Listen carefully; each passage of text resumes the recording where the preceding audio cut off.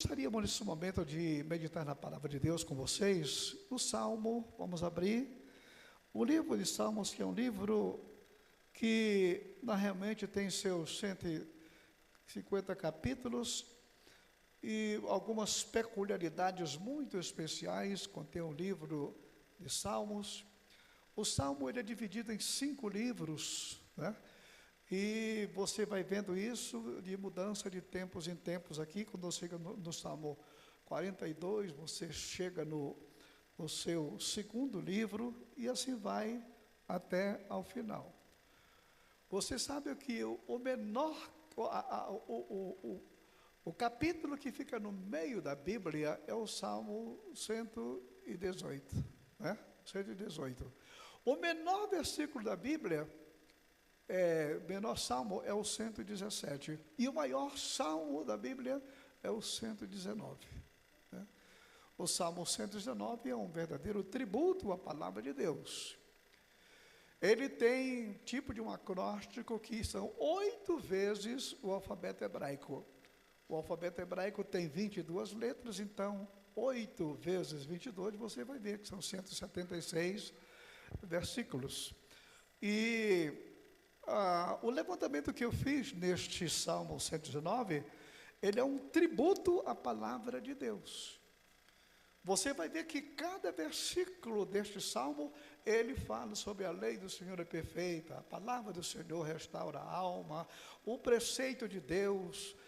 Parece-me que tem apenas uns 2 versículos que não falam sobre o preceito, a palavra, sobre a Escritura Sagrada, porque o salmista tinha um encantamento muito grande pela palavra do Senhor. Então ele compôs este salmo, que tem sido realmente uma fonte de bênção para muitas vidas, para muitas pessoas.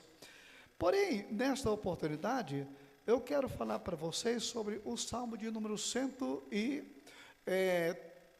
o salmo 127, por gentileza.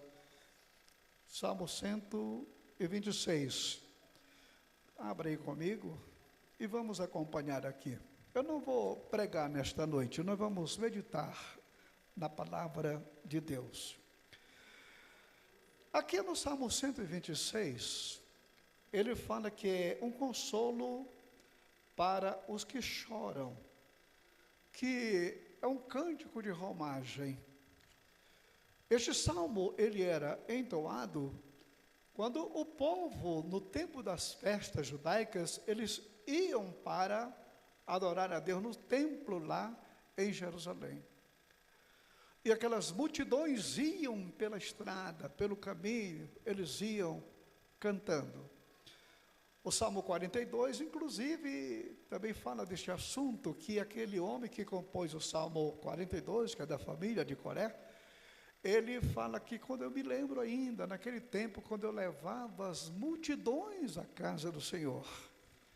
E isso acontecia anualmente. Por quê? Porque naquele tempo, o único lugar que o homem podia adorar a Deus era no templo. Você imagina? E o judeu, ele ia pelo menos uma vez na vida, ele teria que ir a Jerusalém. O salmista chegou a dizer que valia mais um dia nas tuas portas do que 1000 fora, porque justamente era um prazer imenso. Hoje, a situação, ela é diferente. É claro que naquele tempo o Espírito Santo estava presente na vida daqueles homens, mas não como hoje. Jesus, ele quando fala sobre a vinda do Espírito Santo no livro de João, ele diz que quando o Espírito da verdade que habita convosco. Então ele estava com eles ali, né? Ele habita convosco, mas estará em vós. Se ele habita, era presente, mas estará, é futuro. É porque naquele tempo o Espírito Santo ele agia do lado de fora do homem, mas quando chegou o Pentecoste, ele saiu de fora e passou para dentro. Hoje nós somos o templo do Espírito Santo. Você não precisa te deslocar para ir a Jerusalém adorar a Deus. Onde tiver 2 ou 3 reunidos em seu nome, aí ele está presente. Glória ao Senhor. Então, voltando aqui ao nosso salmo, ele declara o seguinte, que quando o Senhor, ele restaurou a sorte de Sião, nós ficamos como quem sonha.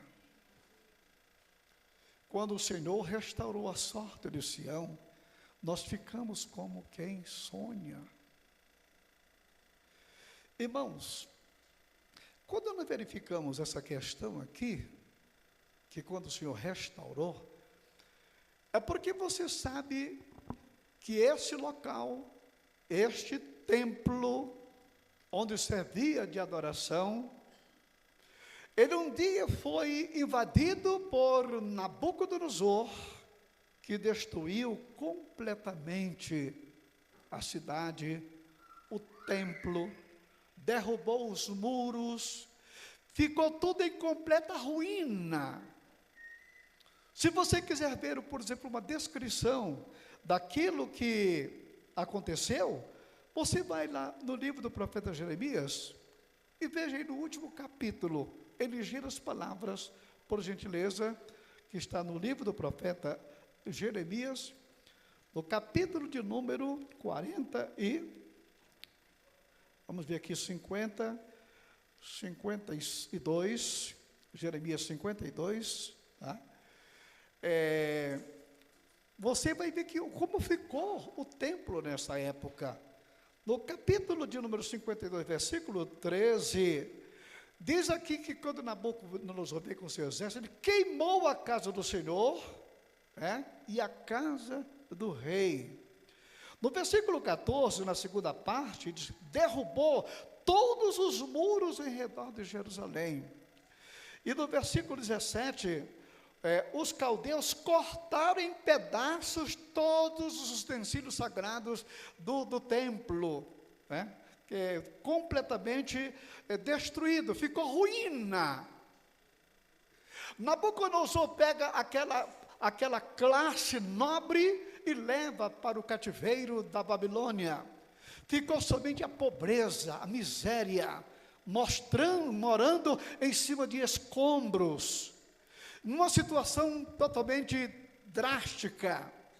O profeta Jeremias, que contemplou, que viu essa fase, que descreve isso, depois ele descreve um livro que é um verdadeiro acróstico, que é o livro de Lamentações. O livro de Lamentações, o capítulo 1 tem 22 versículos, o capítulo 2 tem 22 versículos, o capítulo 3 tem 66, 3 vezes 22 versículos, o quarto 22 e o quinto 22. E neste lamento, desse cântico de lamentações, ele descreve justamente o sofrimento desta nação, a situação da cidade. Ele começa, por exemplo, aí no capítulo 1, o versículo 1, então nós vamos ler aqui todo o livro de Lamentações, mas diz aqui, como jaz solitária a cidade outrora populosa, tornou-se como viúva, aqui foi grande entre as nações, princesa entre as províncias, ficou sujeita a trabalho forçado. E assim ele vai descrevendo que chora e chora à noite. Enfim, eram ruínas completas, ruínas completas. Quando você volta lá no livro do Salmo, onde nós estamos verificando, aqui no Salmo seguinte, o Salmo 100 dê um passo aí na frente no Salmo de número 137. Eu estou lá no Salmo 137, olha só que situação. Eles estão aqui na Babilônia, fora do templo, sem poder adorar a Deus, em cima de escombros. E esse povo que estava prisioneiro na Babilônia, que foram escravizados, diz aqui, o Salmo 137, às margens do rio da Babilônia, nós nos assentávamos, na beira do rio, e nos assentávamos e chorávamos, lembrando de Sião.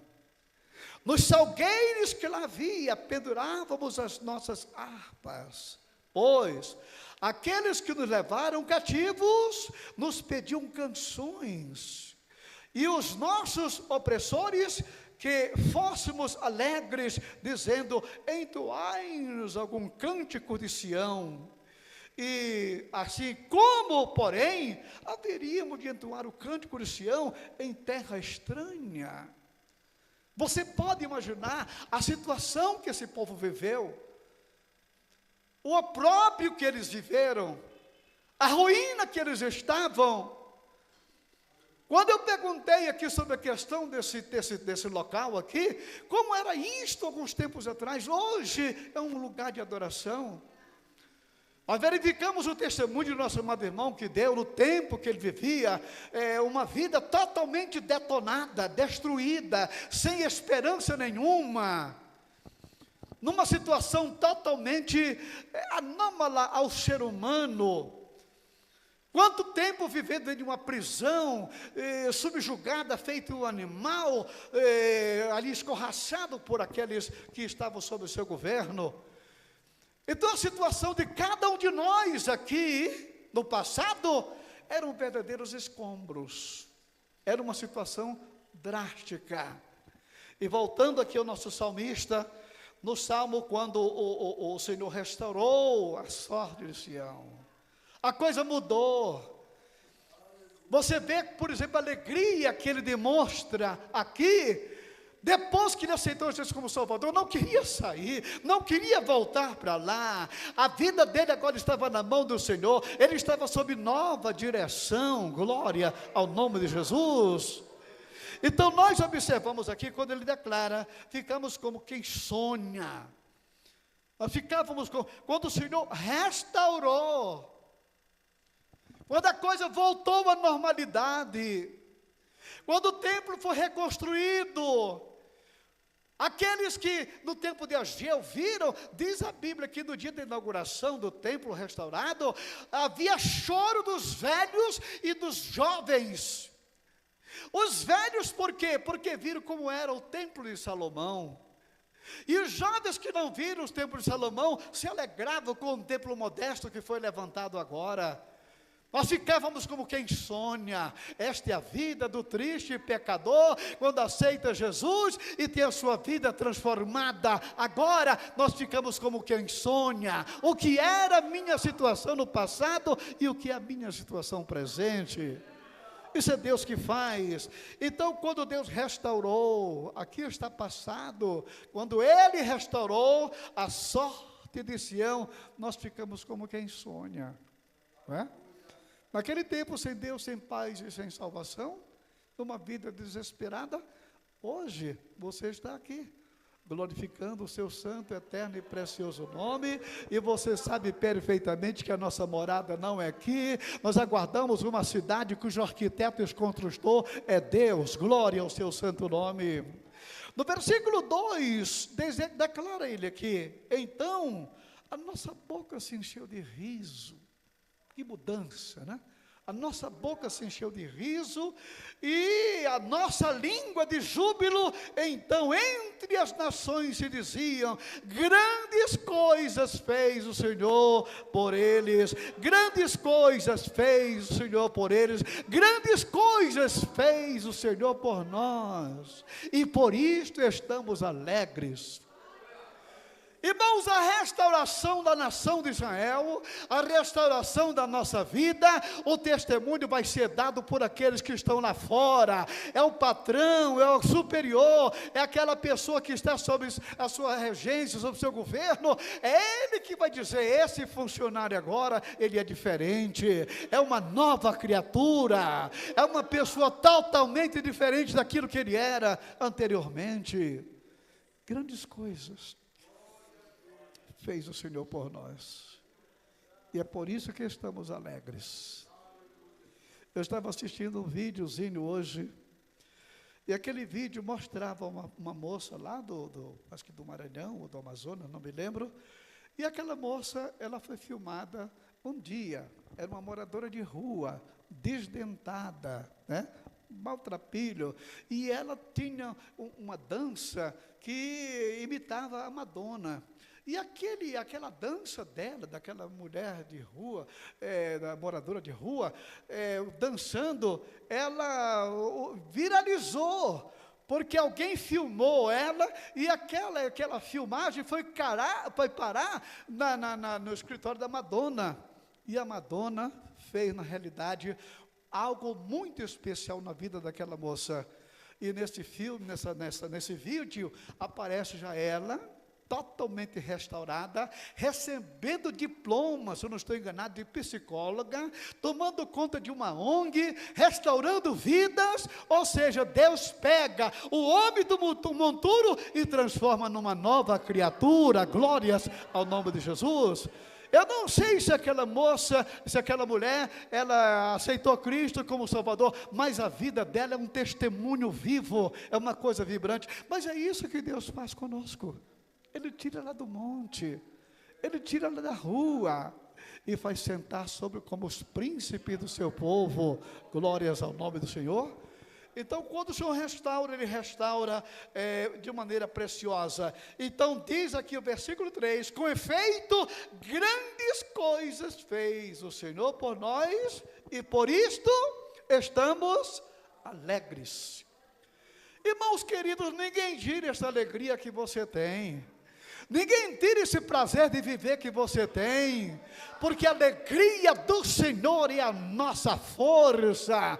Você vai caminhando nesta alegria, nesta graça divina, nessa presença gloriosa que enche você de prazer e de querer viver cada vez mais e intensamente mais, servindo a Ele todos os dias da sua vida. Glória a Deus.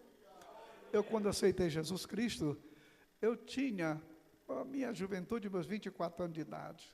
24 anos de idade. Então, estamos vivendo hoje em 2025. Então, significa que eu estou com quantos anos de crente? 50 e tantos anos de crente, né? Irmãos queridos, no dia que eu aceitei Jesus como meu Salvador, que eu fui à frente e me ajoelhei, quando eu saí estou na saída da igreja, tinha um jardim, eu meti a mão no bolso, peguei a carteira de cigarro e joguei no jardim da igreja. Nunca mais entrou um cigarro na minha boca, nunca mais eu senti desejo de voltar atrás, nunca mais eu queria aqueles prazeres do mundo, porque naquele tempo eu era solteiro, funcionário federal, ganhava bem, fazia da minha vida o que eu queria, ia para onde queria, até que Jesus me segurou, aleluia. E como diz o livro de Hebreus, aquele que entra nesse descanso, aquela correria do mundo de ir para cá e para lá, quando você aceita Jesus, você para, porque não existe nada mais que venha preencher aquele vazio da sua vida, senão a presença gloriosa do Espírito Santo de Deus. Glória ao nome de Jesus. Então é isso, irmão querido. O prazer de servir ao Senhor, são 50 e tantos anos, e esperamos ir até a volta de Jesus dessa forma, glorificando o seu santo nome. O prazer de servi-lo cresce a cada dia, e quanto mais se aproxima o dia, mais ele cresce. E o nosso pedido é sempre: Senhor, volta, venha, ora vem, Senhor Jesus. Muito bem. Então, diz ainda aqui o versículo 4 desse capítulo, desse salmo, porque o salmo não tem capítulo, o salmo tem número, porque é um saltério do povo judeu. Versículo 4 declara ele: restaura, Senhor, a nossa sorte, como as torrentes do Neguebe. Restaura a nossa sorte, como as torrentes do Neguebe. Irmãos queridos, na região de Israel, existe uma área meia deserta, que se chama o deserto do Neguebe, né? Esse deserto, na realidade, não se planta nada ali, porque é um completo deserto, né? Mas por que ele está dizendo, está fazendo esse pedido, restaura a nossa sorte como as torrentes do Neguebe? Porque anualmente, quando caem as chuvas sazonais daquela região, irmão querido, Quem estiver naquela região tem que sair, porque ali rompe umas fontes de água tão poderosa e transforma aquilo num verdadeiro rio, e aquilo é um milagre da natureza, que sai fertilizando toda aquela região, e cai no Rio Jordão, e é um verdadeiro milagre. Como é que de um deserto, de repente brota uma fonte extraordinária, e se transforma num verdadeiro rio, não é? E aqui o salmista está dizendo: restaura, Senhor, restaura a nossa sorte como as torrentes do Neguebe. Que pedido glorioso, que pedido maravilhoso.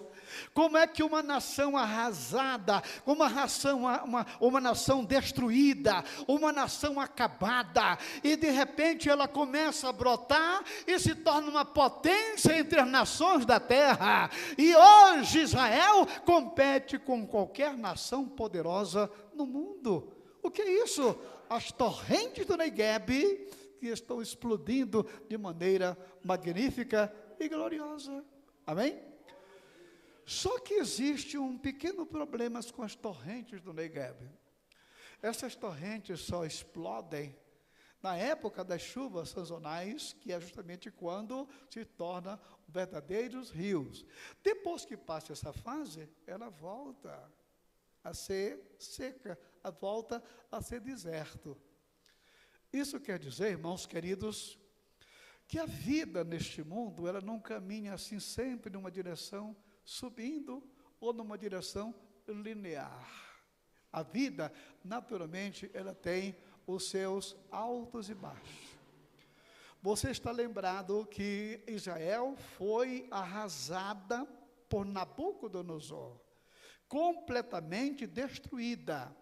Ali ficou só escombros, que somente com Esdras e Neemias foi que ela começou a se levantar. Com Ageu e Zacarias, o templo foi reconstruído, a cidade e os muros também foram reconstruídos. Então veja só, ela vem de uma postura, vai lá no deserto e agora começa a crescer de novo.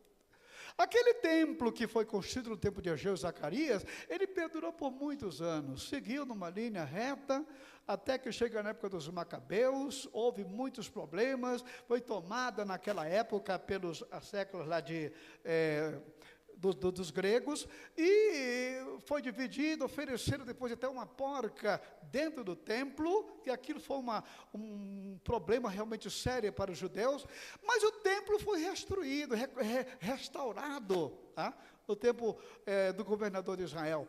Aquele templo que foi restaurado, que tornou-se a chegar lá em cima, no topo, que era a glória, aquele louvor, aquela adoração, aquele incenso, aquilo enchia todo o vale. Mas foi aquele local que Jesus Cristo entrou. E no dia que ele entrou, aquele templo estava transformado num supermercado. Era um verdadeiro mercadão. E Jesus, ele expulsou aqueles vendedores ali, que estavam fazendo da casa do Senhor, de casa de negócio. E aquele templo, quando chegou no ano 70, que o Império Romano dominava, o general Tito, o general romano, ele chegou lá e destruiu completamente, ele arrasou a cidade, o templo. Foi sangue que, quando você lê o livro do historiador Flávio Joséfo, ele vai te mostrar como era um rio de sangue que corria nas escadarias do templo e nas ruas de Jerusalém. Os soldados romanos passavam por cima de cadáveres, os judeus que restaram se espalharam pelo mundo, e Israel ficou totalmente desolada. Tá? Então veja, a torrente do Neguebe, ela vai e volta, vai e volta. E quando ela chega nesse auge, aqui ela é destruída mais uma vez. Jesus chegou a dizer que não vai ficar pedra sobre pedra que não seja derrubado. Pois foi isso que os romanos fizeram.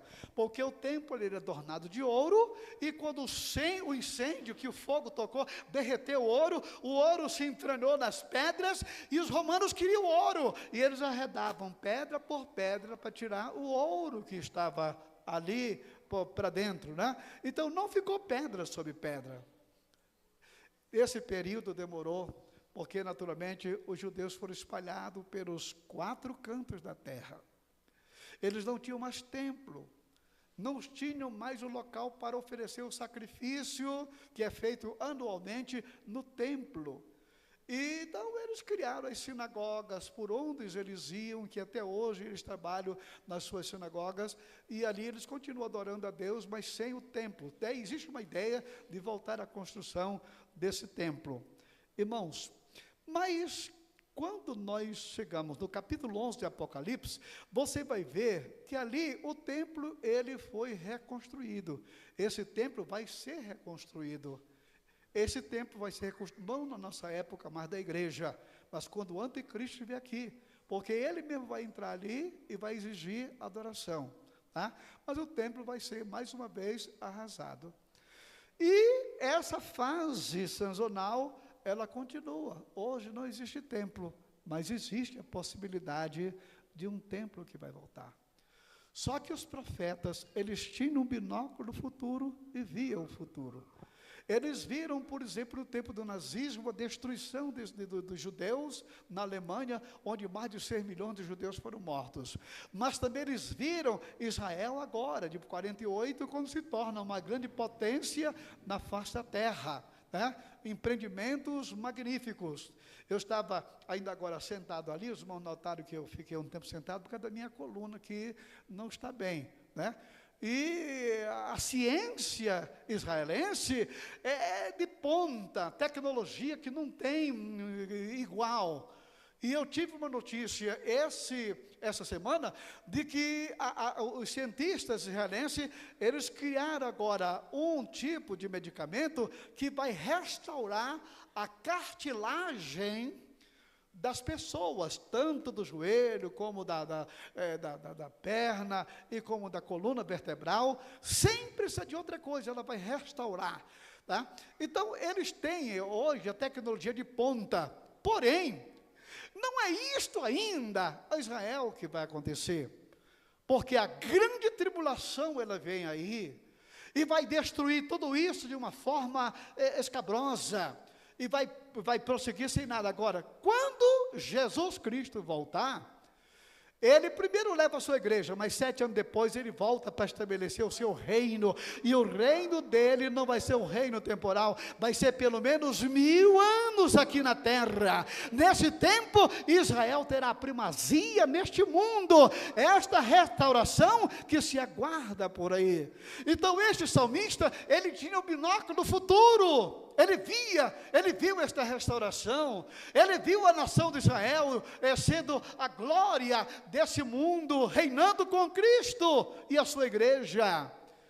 No livro do profeta Zacarias, no capítulo 8, lá nos últimos versículos, ali declara que naqueles dias, 10 homens na terra pegarão na vestimenta de um judeu e dirão: iremos ter convosco, porque sabemos que Deus está com vocês.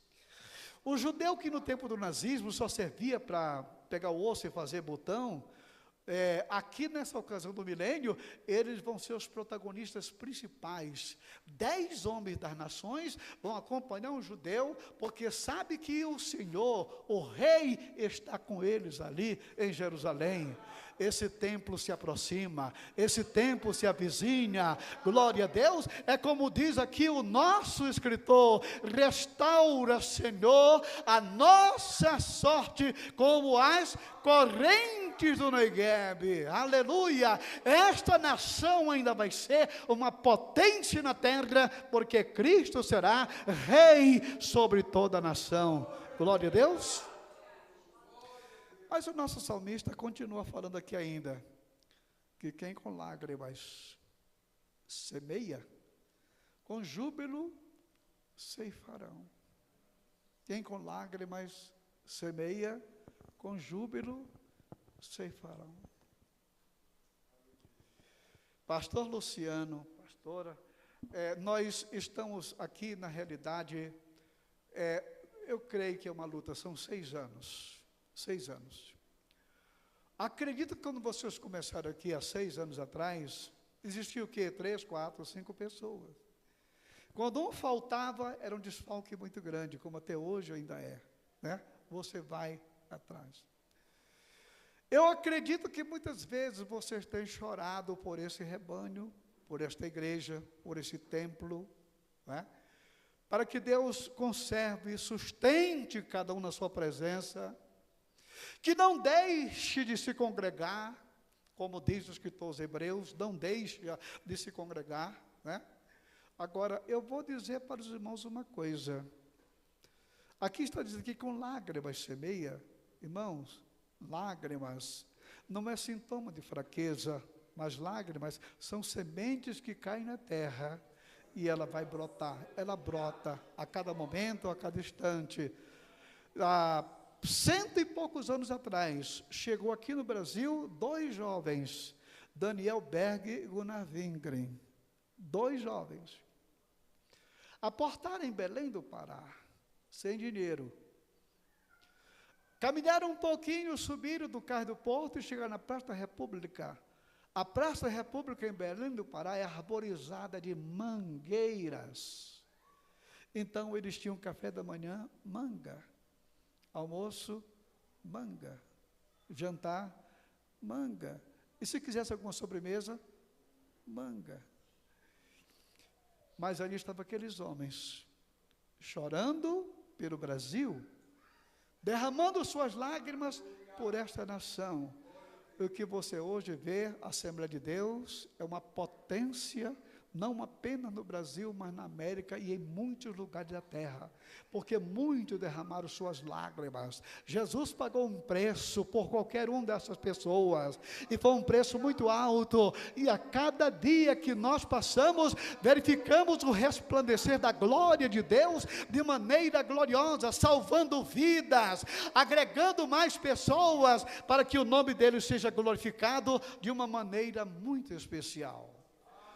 Então, pastor Luciano, para a irmã Elisama, nós estamos aqui numa trincheira, e as lágrimas que têm caído, vou dizer com toda certeza, são sementes que estão brotando aqui.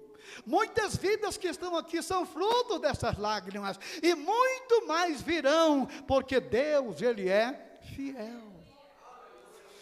Continuando aqui o nosso autor, ele declara que os que com lágrimas semeiam, com júbilo ceifarão. Quem sai andando e chorando, enquanto semeia. Quem sai andando e chorando, enquanto semeia, voltará com júbilo, trazendo os seus feixes. Aleluia. Irmãos, igreja é, na realidade, a maior obra que eu acredito que Deus já tenha criado nesse universo. Não tem nada nesse universo, que se compare à igreja. A igreja, ela tem um papel extraordinário no plano de Deus. Primeiro, é que ele não fundou a igreja com uma classe elitizada, pessoas que dizem assim, eu é que mereço. Não.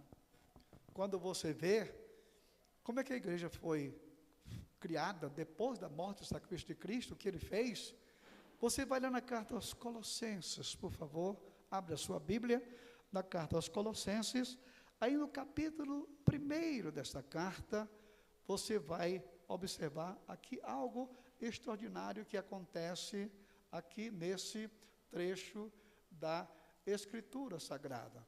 Carta aos Colossenses, deixa eu ver se eu acho aqui, ela está aqui na minha Bíblia. Carta aos Colossenses, olha só, no capítulo 1,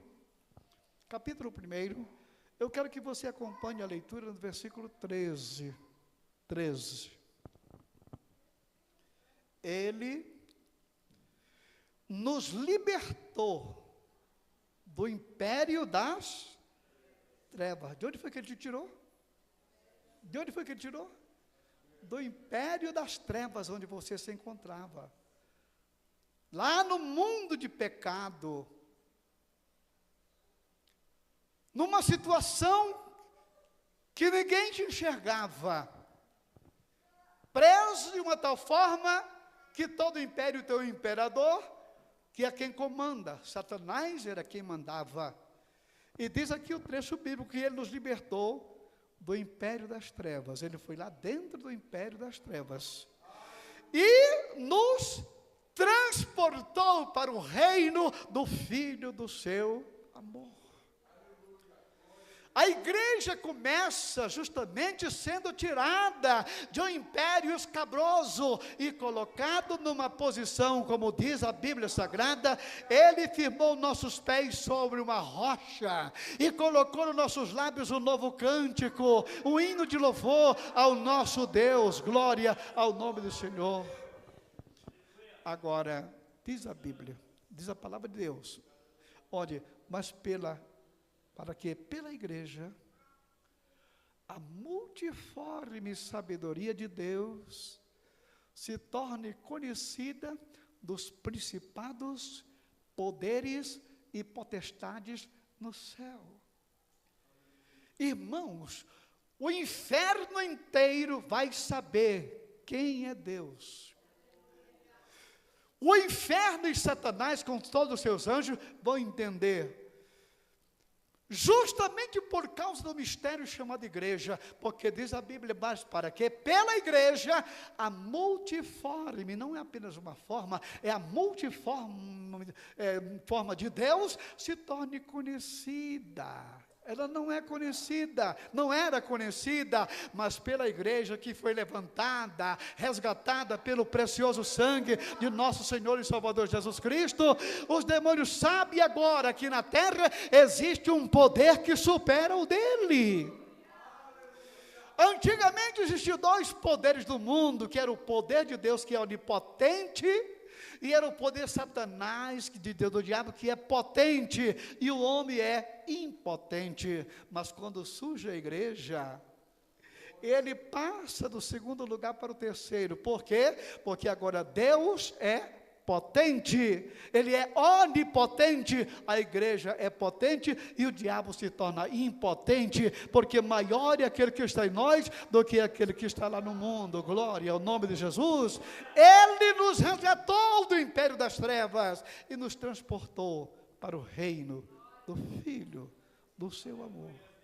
Você hoje está aqui, você é livre para glorificar o nome dele, você é livre para caminhar na rua, por onde você quiser. Antigamente você tinha medo do diabo, agora é ele que tem que ter medo de você, porque maior é o que está em nós do que o que está lá no mundo. Glória a Deus, glória ao Senhor. Deus é bom e a sua bondade dura para sempre. Então o que nós encontramos aqui, o nosso salmista falando, justamente essa forma tão magnífica e tão maravilhosa.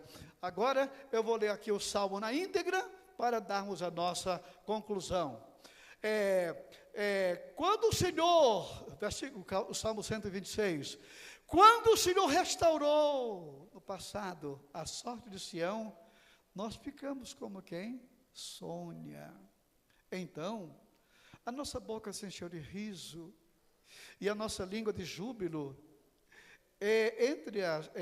Então, entre as nações se dizia, grandes coisas o Senhor tem feito por eles. Com efeito, grandes coisas fez o Senhor por nós, e é por isso que nós estamos alegres.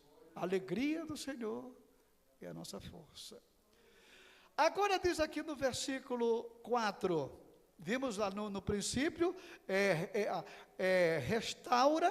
restaurou no passado, agora no versículo 4, restaura. Ou seja, a nossa vida, ela tem que ser um contínuo processo de restauração. Por quê? O caminho para o céu, ele não é linear, ele tem muitos lugares, o caminho é estreito. Um dia desse eu estava vendo uma competição que existe na atualidade, que é uma parede, não sei se tem uns 20 metros de altura, e aquela parede, ela tem vários obstáculos, vários que o atleta, ele vai se segurando num e no outro, até chegar no objetivo, lá em cima, no alvo. Naquela competição, não existe uma linha reta, ele tem que pular para um lado, se segurar, se ajeitar, pular para o outro para se segurar e se ajeitar. Irmãos, a vida do crente não é uma linha reta, não.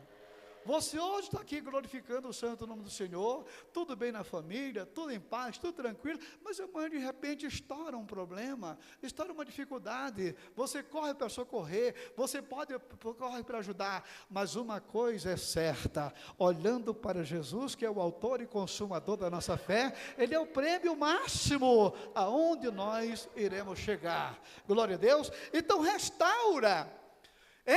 Esse restauro aqui é um processo contínuo. Constantemente você tem que correr para os pés do Senhor. Senhor, renova a minha vida, renova-me. É o que nós vemos no livro de Atos. Aquelas pessoas que foram batizadas com o Espírito Santo no capítulo 2, quando chega no capítulo 4, você pode observar ali eles foram cheios do Espírito. Era para seguir cheio toda a vida. Mas não, tem um desgaste da vida.